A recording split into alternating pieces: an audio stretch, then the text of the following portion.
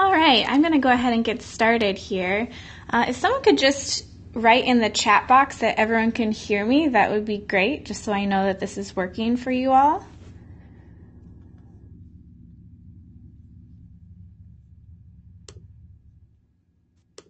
Can everyone hear me?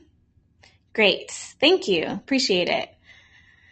My name is Lara Brainerbanker, and I am the Senior Designer here at Achieve. And I will just fully disclose to you that a lot of this information was presented at the FOCF training that we attended and provided to you all in November. So for those of you who went to that, you might be hearing some of the same information. I did update a lot of our content so that it's using a lot of our new end-of-year campaigns that we just completed. So that's kind of exciting, and I hope you guys enjoy seeing some of those. But what I'm going to be doing today is I will be going through how to visually communicate yourselves as nonprofits, especially to your donors. And we will specifically be looking at some pieces that we've created here in-house as Achieve, just to give you more inspiration more than anything, and help you as you're thinking about campaigns for the spring or the summer or whatever you might be doing in the future. Feel free to type in questions. As I'm going through, I'll try to respond to them verbally, and I'm happy to hear any of your thoughts as we start this.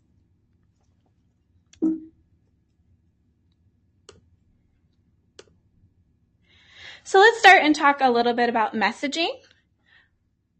Definitely when you're doing a design for any campaign, you have to start with a great message. And you're really not going to get anywhere with your donors or how to communicate your mission unless it's clear, concise, and makes sense to who you're speaking to. This is sort of a typical communication that you might see from an organization as a direct mail piece. And as you can tell, it looks pretty boring, a lot of text, maybe a logo. It's not really jumping out to you, and it's not something that you're going to pick up and say, wow, this organization is really doing some great things.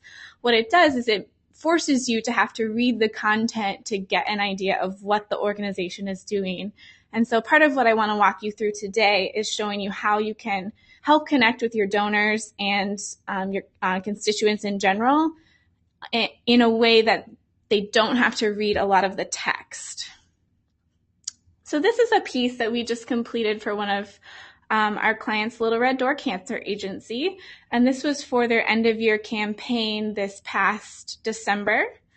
And we tried something really different with them, and we used a piece that was sort of a four-fold piece that went into an envelope and included a remit envelope as well. And they purchased a lot of different lists for this. It was a really great campaign, and it was done primarily for their acquisition to try to get new donors. So as you can see, we're using a lot of photos, definitely a lot of color.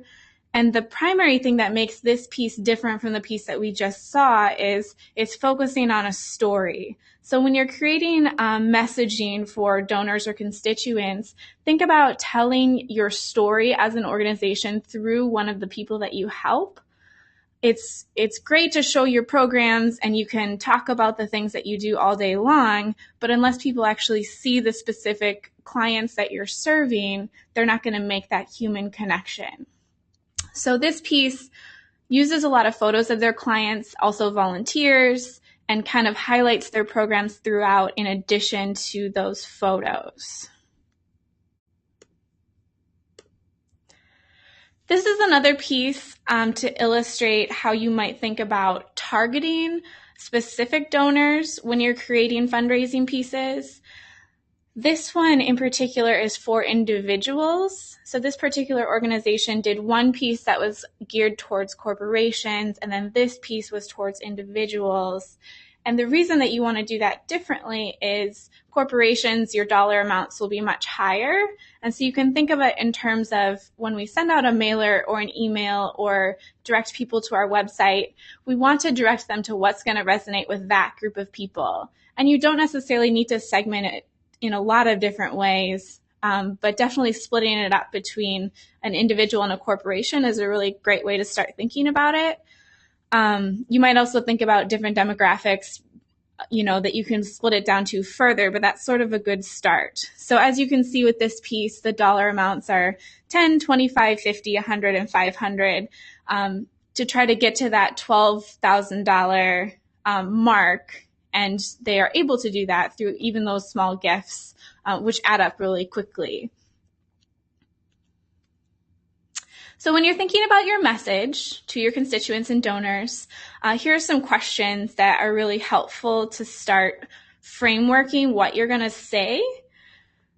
And definitely to start thinking about who you serve. Like I mentioned with the little red door piece, think about who can you feature? What photos can you include? How do you serve them? So how can you tie that person that you serve to the programs that you're creating in your organization? And really think about why it's important. That kind of gets to the core of your mission. What is it that you're doing in the community that's making your community a better place? And then, like I mentioned before as well, think of a story. Think of someone who would be willing to talk to you. Maybe you can videotape them. Maybe you can write down some quotes. Think of a way that you can tie a photo to specific quotes and a story, which will really resonate with your constituents. So I want to move a little bit into the design side of things. So once you have sort of your comprehensive messaging figured out, there's definitely this point where you have to decide as an organization, especially if you're a small organization, do you do the design in-house? Perhaps you have an in-house designer. Maybe you don't have an in-house designer. Maybe it's your marketing team doing the designs. Or are you going to go hire a designer to do this piece? And it really depends on the situation. It obviously depends on budget. And I certainly recognize that a lot of you are under really tight constraints with your budgets and don't have extra resources to go out and hire a designer. I do want to walk through just briefly when would be a good time to hire a designer rather than doing things in-house. So here are some, let me back up for just a moment. Talk about what design is and why it's different than just marketing or messaging. I do want to point out first, design is more than just making something look pretty. Sort of how I mentioned at the beginning with messaging, unless you have good content, a good mission statement, and good messaging and content to give to your donors and constituents, you're not going to be able to resonate with them through a good design. So basically, you need to start with a really phenomenal organization with really awesome programs and great clients that you're serving in order to convince people to donate once you pair that with a great design. Especially for the smaller organizations, when you're thinking about doing design in-house, I definitely like to encourage, keep things simple. Using just some clear messaging with some really compelling photos is going to be a lot more impactful than trying to go over the top and do things that you're not really prepared to handle. So when you're doing a design, don't think that the more graphics or the more colors or the more different types of fonts you use, the better. Definitely keeping things simple is going to help kind of increase that credibility and professionalism with your donors. So when you are thinking about hiring a designer, there's a lot of different steps that you want to make sure that you go through with them. Going back to my first statement of design is not just about making things look pretty. There's this whole big process of how to figure out who you are as an organization, create that messaging, do some sketches, talk about style boards with colors and logos in your style guide, and then move into some of those initial drafts of the design. The only reason I bring this up is if you are going to go out and hire an agency to do some of your design work for you, you definitely want to make sure that you're going through all of these steps with them. I don't want you to get in a situation where you hand over some content and then all of a sudden you have a finished product from a designer and it's not anything like what you wanted it to be. So there's a lot of collaboration that needs to go on, and this could also be applicable to in-house design as well, creating that strong communication and really partnering with those teammates to make sure that you're creating the design that makes the most sense for your organization rather than something that just looks good.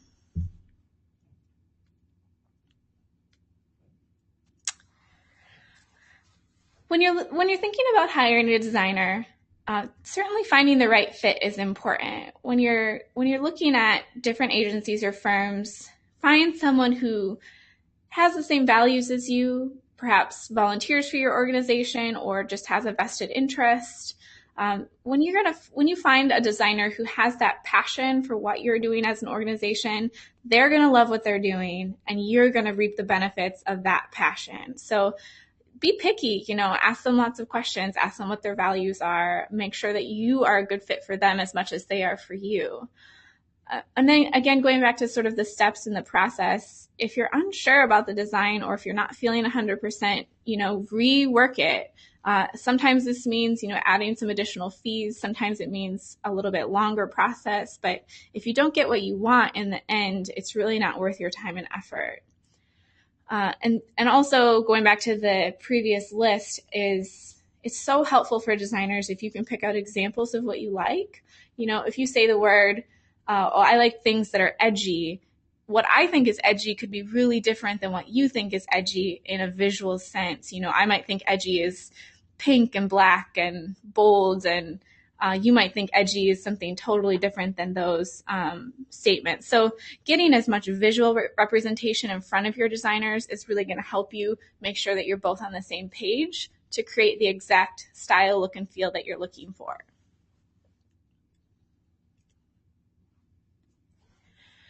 So I want to move a little bit into the fundraising side of things. Fundraising is obviously a unique sort of design challenge and messaging challenge as well. So when you're thinking about designing for donors, you're obviously going to be thinking a little bit differently than you would with your typical marketing materials, especially when it comes to your mission and explaining that in the fundraising sense. So let's just talk a little bit about fundraising pieces. It's definitely a communication tool. It's a way, it brings a really good opportunity for you to choose to represent yourself visually. Sometimes we can get stuck and think that marketing materials are really what's important, but when it comes down to it, your organization really depends on your donors for existence. And so to also put as much care and attention into those donor materials is really going to help you in the long run to build credibility, build trust, and really look professional to those donors. Oops. So this is an example of a design that we did for an organization, and this is something that they brought to corporate and foundation presentations, and so they're going in and asking for large amounts of money, and so we helped them sort of articulate, message, and then design how they wanted to present themselves to those corporations and foundations. And as you can see here, it's a lot of just highlighting their programs, highlighting their clients, and then also talking about, why is this important? Why is this important for Indiana where they're at? And why is this going to help them? Why is giving money to this organization going to help the community at large? So showing some of those stats is really helpful. Showing, their client demographics is great. Just getting some of that really good information and content out to your donor base is going to be helpful. And doing it in a visual way, such as this, is really going to, create a really compelling message to those donors. You can also think about fundraising pieces in a multi-channel way, and we usually recommend that just because there's so many different kinds of donors and they respond to different pieces in different ways. So you have things like direct mail, you have email, you have social media, you have websites. There's all these different avenues that you can reach a donor base, and by kind of crossing all of those channels is going to increase your chances of acquiring more donors. So now I'm just going to walk you through some of our pieces. And like I mentioned at the beginning, this is really meant to be inspirational to you. You can think, hopefully this will help you brainstorm for your own organization of how you could possibly change some of your own materials.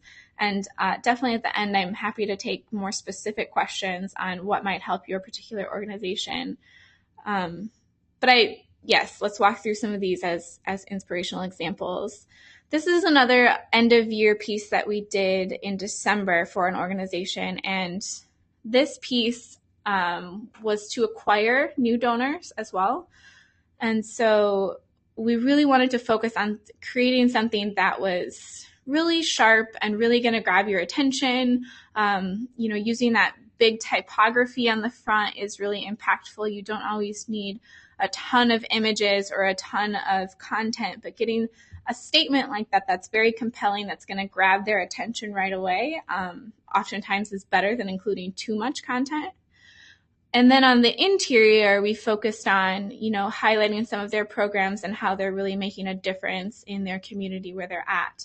This piece was actually just folded up like a trifold brochure, and then the backside was the mailer, the envelope part of it, and you just stuck the address and the stamp on that side, and it was ready to go. The reason I bring that up is because it didn't increase their costs as far as they didn't have to print exterior envelopes. So you might think about being a little bit creative with how you're sending out your materials and using something like this that's going to be a standalone piece where you don't have to print extra envelopes. Here's another direct mail, and this is actually United Way of Orange County, who we made a really great connection with last year and really enjoyed working on their piece. I like this piece as an example of a direct mail because of the use of photos. There's a lot of action shots, but you also have some close-ups of the faces. That's something that is so powerful and really easy to do for you as an organization. If you have some photos that you can use from a past event or a fundraiser or one of your clients, and you can see on that second page on the right-hand side, there's that image, and then there's a little story beneath it on that particular client. So pairing that quote with a photo is so great and so powerful to connect with your donors. It'll really help you, bring that human connection and help those donors to resonate with what you're doing. And direct mail, we've done various webinars on direct mail pieces, and it's true that they're not growing, but there are still a lot of donors out there who prefer direct mail and will respond to a direct mail. So it's important to include that as a part of your multi-channel campaign because you're still able to kind of hang on to those donors who prefer direct mail by using that outlet. Here's another piece that we created, and this was for a community development organization. And similarly, using photos to highlight some of their clients. In this case, it wasn't a photo with a particular story, but rather a photo with their program. So it highlighted what they're doing in each program and what kind of person might participate in that program. But I also want you to take a look at the front page. And I mentioned this earlier, using some stats on who you're helping and how many people you're helping is going to be very impactful to show your reach as an organization. And this is something that's really easy for you to do. It doesn't take a lot of design skill to kind of highlight a number like that on the front page on the right-hand side and show how many people you're touching in the youth category, in the preschool category, in the older adults category, and just really bringing attention to that. That way, when someone picks up that letter, right away they're going to see, wow, this is their impact. They've reached this many people. How exciting. And it's something that happens very quickly, whereas to gather all that information through the body text would require the user to pick up the letter and read the whole text before getting that information. So by pulling it out and highlighting it on the side like that, you're kind of forcing your donor to see that information before they even read the letter. I'm going to walk through a couple of email examples. So like I said, doing sort of a multi-channel approach is very, very good to capture different types of donors. And this was a part of the Little Red Door campaign. We sent out 3 different emails. And, again, featuring the stories was really important. And they made the great step of hiring a photographer for this campaign.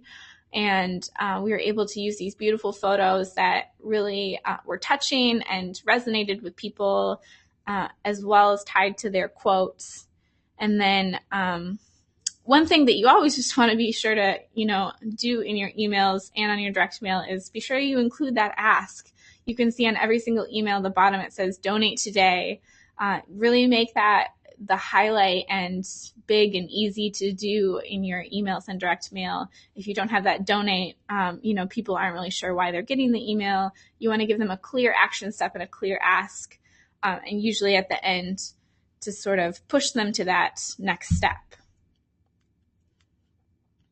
Here's a couple of other examples, and these are actually two different campaigns. But I just wanted to highlight again, on the one with the campaign on the left, if you don't have a lot of photos or if you don't have it in your budget to hire a photographer, there are still things you can do, especially with typography, to help emphasize your message and your mission.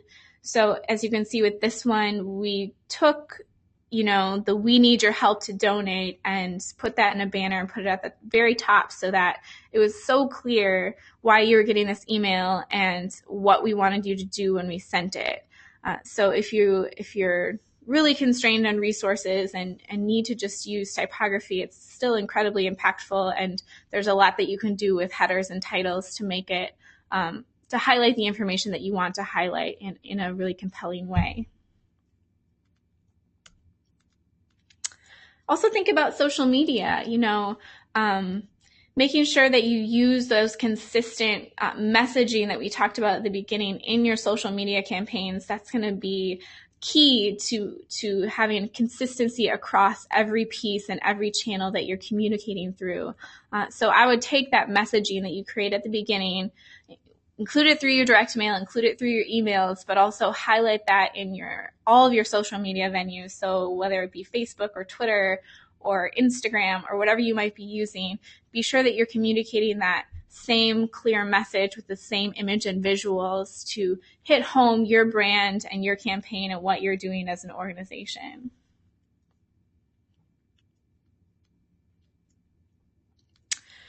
Another option for reaching donors and getting your message out there is mobile, which is something to think about, to increase your donation levels. We've seen this very successful with a lot of different kinds of organizations. Obviously, it takes more resources and more time and more planning, but it's just something to keep in mind and to think about. It's another avenue that you can use to help get your message out there as well as take donations. So this is a part of that same campaign. And again, just making sure that message and style and look and feel is consistent across all of your channels is so important. You want someone to pick up this piece to know right away that it's your organization just by looking at the fonts and the colors, and maybe they'll see your logo, but more than anything is you want to keep that consistent look and feel so that whoever's picking it up, whether it be a donor or a client or a board member, whatever it might be, they will recognize immediately that this is tied to your organization.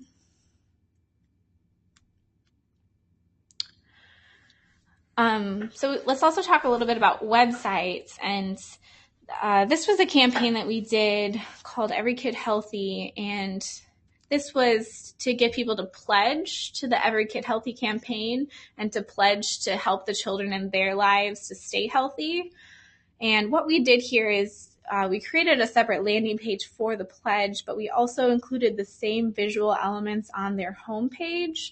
So that's also something to think about, when you're considering your website. Again, using the same consistent messaging, but when you're doing a campaign, you can also think about maybe using some of the imagery from your direct mail or your email and include that on your homepage on the website so that you're pulling in that campaign and creating a really consistent look and feel across all channels. Same thing here, we included the kind of the wood grain with that big bold message, exactly the same as the direct mail piece that I showed you earlier, just included on their website as something to tie into that campaign. And now I want to talk a little bit about donate pages in particular. Oftentimes donate pages are maybe the last thing that we like to think about because it's just a form, and what can you possibly do with it? How can you make it interesting? So I wanted to bring this up as an example of a way to bring a little bit more excitement around your donation page, adding something like a banner at the top, or perhaps adding, different ways that they can help. Another thing that we've done with clients is included different boxes with different dollar amounts. So you're sort of prompting them to say, oh, maybe I want to donate $25 or $50. And you can also tie that directly to, $25 will help feed X number of people, or $50 will help 2 people in this particular program.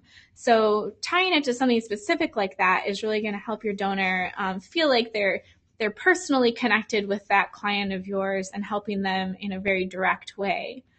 So think about your donation page. Maybe go back and revisit it and figure out, how many clicks does it take to get there? Is it really difficult to use? Is there some way we can make this more visually interesting? And there's lots of things that you can do, and maybe peek around and start looking at other organizations that you like and what they're doing to make their donation pages impactful.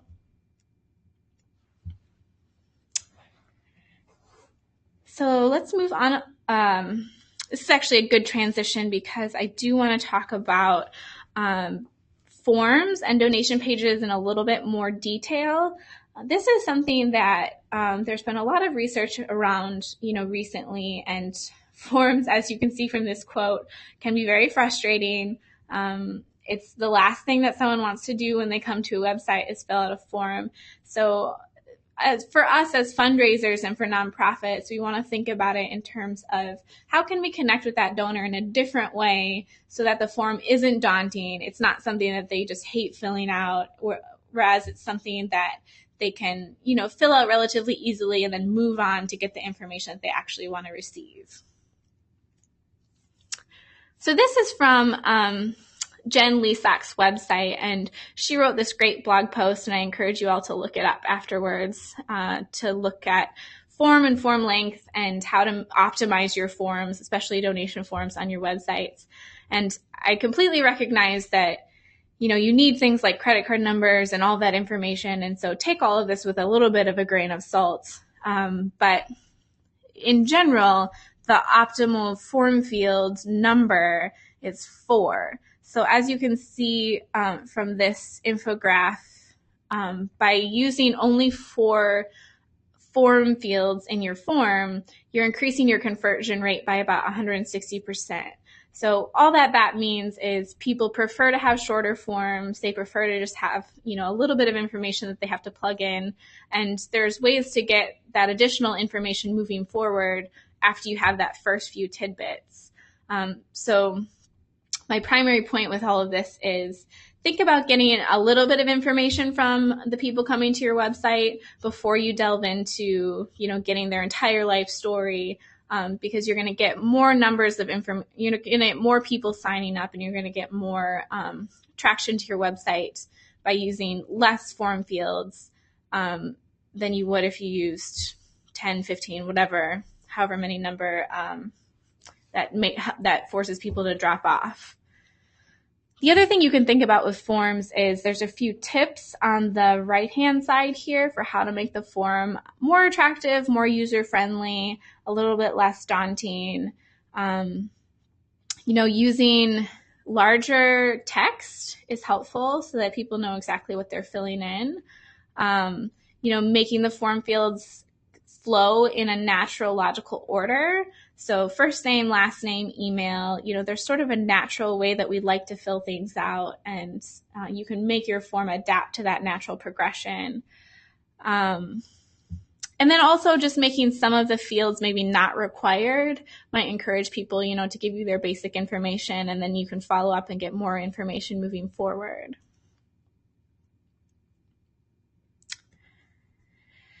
Related, typography and fonts. This is something that can be really tricky for nonprofits and for creating communication. So this tip, I'm really,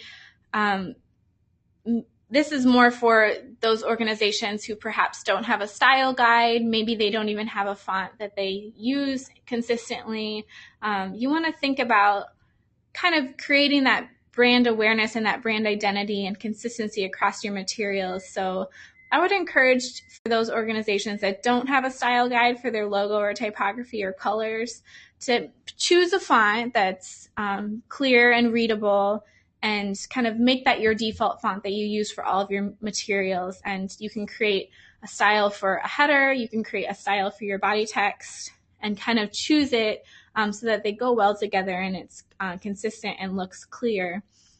And so I just highlighted here, some fonts that might be a good choice.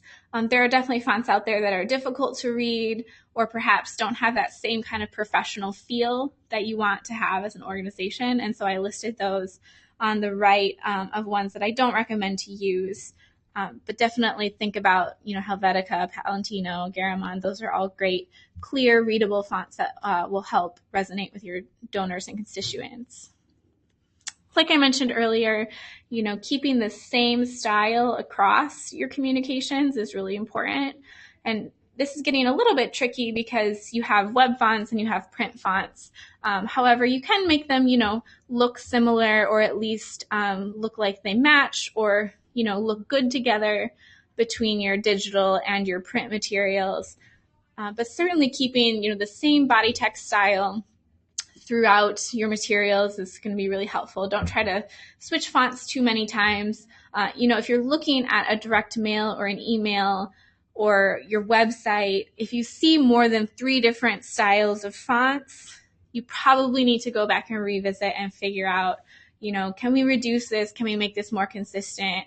And by 3 different styles, I mean either 3 fully different typefaces, or maybe, I'm not meaning different sizes or bold versus regular, but 3 completely different typefaces.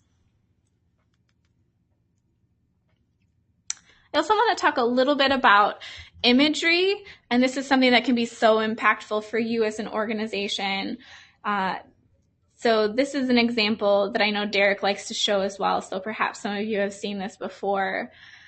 This is an image of a organization that helps protect seals. And this clearly is a really cute image, and I love showing this because it just makes you feel happy, and you think, oh, what a great organization. They're taking care of all these great seals, and I'd love to support them. So just think about, when you saw this picture, what were you thinking? What did it make you feel? And did it put a smile on your face? And then compare that to this image. And this one, the seals look more distressed. They look, sad. It makes you feel a little bit glum. And my point with this is this might be a more realistic image to what's actually happening with seals. However, in order to resonate with your donors, they really want to see something that's going to make them smile and perhaps is the optimistic view of where you want your organization to be. So I would encourage you, especially for organizations who maybe deal with chronically ill or people in hospital settings or hospice, think about showing, the positive outcome of what your organization is creating. Show the people who have gone through your programs and are now doing better. Show the outcome that you're giving them and helping them as an organization. The other thing you can think about with imagery as you're choosing photos is think about faces. And you will not believe how, how much human connection you can make with an image just by looking at the eyes in particular. So when you're taking photos, try to shy away from those big group shots of people and go up and take a picture of a face of your clients, of your volunteers, of your staff members. Getting that really human connection by capturing a face is going to help you in your communication so much and show exactly what you're doing and exactly who you're helping. And, at times when maybe you're not hosting an event or working directly with clients, you can use things like texture and more abstract photos. You can use different close-ups of objects, and there are still things out there that are interesting to people that you can use for some of your imagery, even if you don't have a lot of clients or a lot of people to take photos of.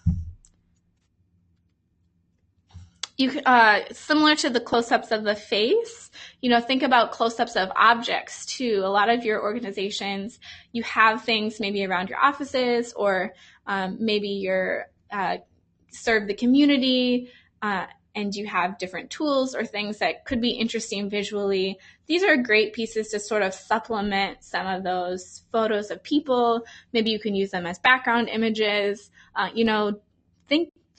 Think outside the box. And ironically enough, when I say think outside the box, I'm thinking, look for the details, look for these sort of close-ups of objects and things that might grab people's interest as you're putting them in your communications.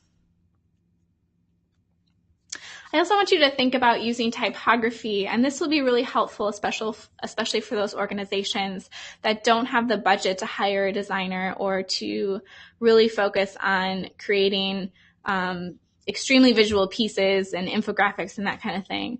This is a great example of a banner on a website that it's bold, it's a strong message, people know exactly what the organization is doing, and all it is big typography, and that can be very, very powerful.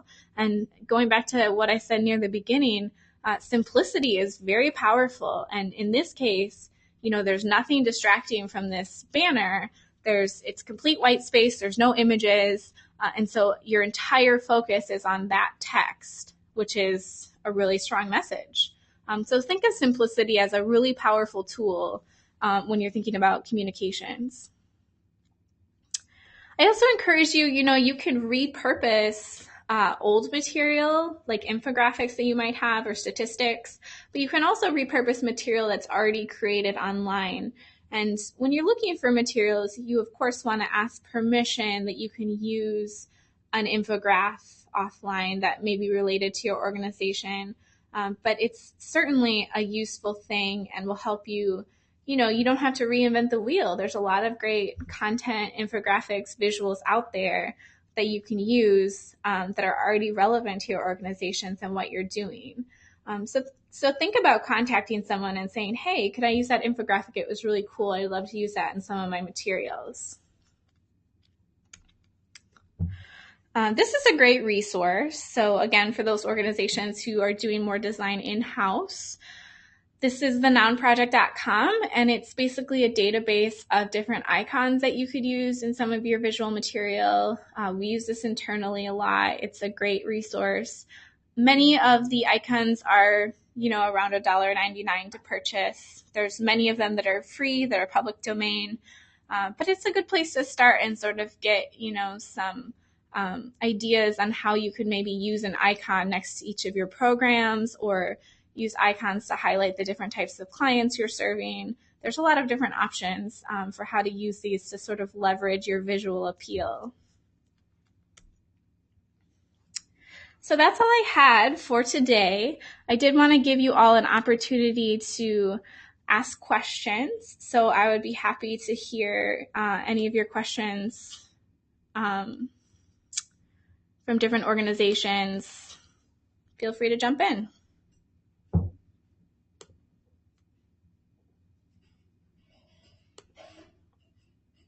Actually, I see a couple of questions that came in while I was speaking, and I'd love to answer some of these. Cindy mentioned that I mentioned buying lists, and does this really work? I'll fully disclose with you that we don't do a lot of that with our clients, and so it's definitely something that we're testing right now. I will say, it's not right for all organizations, but for the particular one that I mentioned earlier, it turned out really well, and they were able to raise quite a bit that way. So it's something that we kind of figure out and strategize with each client of what's going to be the best fit for them and what's the best return for that organization. Generally, the list buying is going to work better if your organization has more of a, I guess I would say like a global appeal, or, kind of crosses all different demographics in appealing to audiences. And then I also got a question from Lori about sending you the presentation. Yes, I will be uploading this to Achieve Access, both a recording and the presentation itself, and you are more than welcome to use that as inspiration moving forward.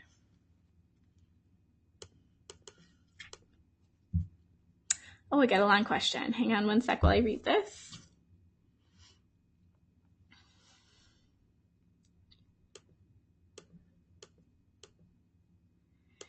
This is a good question. So Jessica is asking, she says, I'm new to this, but for nonprofit marketing, I've been hearing more about ugly designs, reds, yellows, underlined, bold, being more effective than sleek or authentic and emotional photos, being the best way to connect with donors. And she says she's hearing the opposite from me.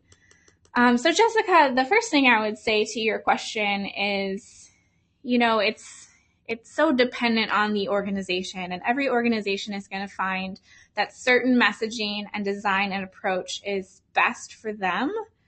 And really, when you're working with whatever designer, either in-house or outside, that's something that you want to discover with them. What's going to work best for my organization? What have you seen work in the past for my type of organization? What's going to be the most effective for my donors and my demographic of people that I communicate with? So it's sort of a difficult question to answer. But I would say in general, no matter what type of design you're doing, whether it be that sort of ugly design you're talking about or the really sleek minimalist design, you definitely want to be sure that you're still being clear with your messaging. So regardless of the colors or the typography or imagery that you're using, be sure that donors know exactly what you do, exactly who you are, and exactly who you're helping. And I think that's more important than the style that revolves around that.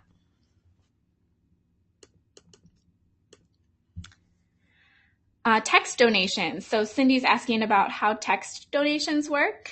I don't know if any of you listen to like This American Life. They're sort of a famous NPR program. They do a lot of text donating.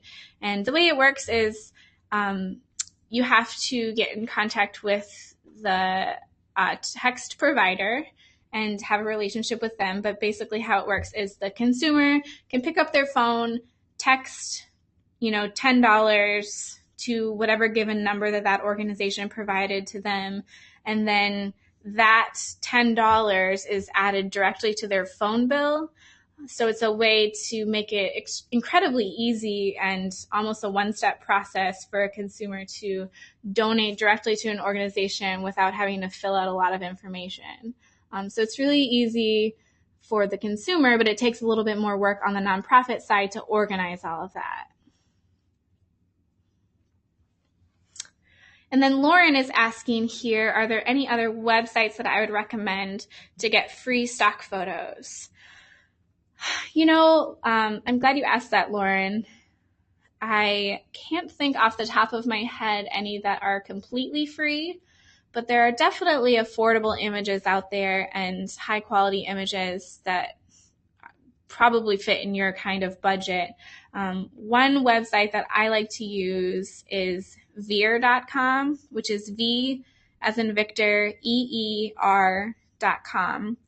And especially if you're purchasing images for digital use, you can kind of purchase the smaller sized images and you can get as low as $5 for those. So it's really, it's a small investment, and I think it's going to be worth your time to have, great textures and colors, and photos that are in focus obviously is really important. So getting photos from that site, or sometimes I'll use iStock Photo, occasionally Big Stock Photo. You just want to be careful because some of those different stock photo sites will charge you differently depending on the use of the photo. So veer.com is one where it's pretty simple and their licensing is pretty simple to figure out, which is why I prefer them. Hopefully that answers your question. Thank you very much to everybody. I'll stick around for just a couple more minutes, and if anyone else has any additional questions, I'd be happy to talk to you. Otherwise, feel free to email me. I love, hearing what different organizations are doing. If you want a second opinion on a design or need some help with whatever it might be, getting resources, stock photo sites, whatever it might be, feel free to shoot me an email. I'd be happy to chat with you.